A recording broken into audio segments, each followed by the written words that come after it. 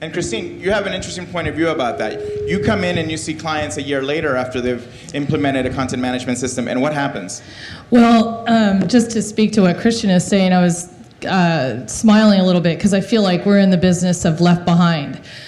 Because we do work with a lot of clients on a variety of different content management platforms, and we see exactly that. We have 5 active clients right at this moment that we're consulting with where they went through an implementation, many of them maybe 12 to 16 months ago, on various content management systems, by the way, and they're just like, we can't, this thing doesn't work, it's not working for us. And one of the dynamics at play here is that through the implementation process, the IT folks are obviously involved. Typically they lead in implementation.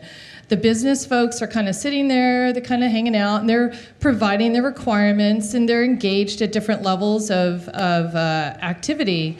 And then all of a sudden, when you flip the switch, IT is pretty much ready to kind of be done with it. And one of the things that we found is that the IT folks do not want to be in the business of content management. And the business folks don't understand that when you put a system like this into play in your enterprise, there is a fundamental shift in terms of ownership and responsibility for how things get done.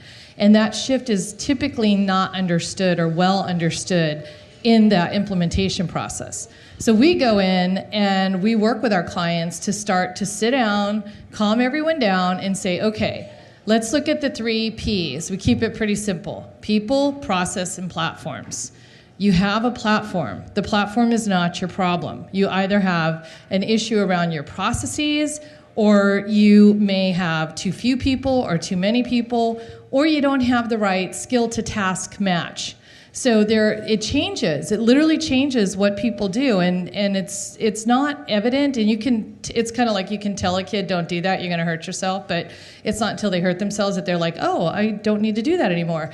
And that's part of the issue and kind of the realization that I've seen big enterprises go through. So we go in and we start to pull apart those problems and work on organizational alignment, on organizational design, on actually defining processes that previously had never been defined in some cases. Or if they had been defined, they're going to change pretty drastically as you get different content management systems in, because they're very powerful tools, but you have to be very thoughtful with regards to how you use them, if that makes sense.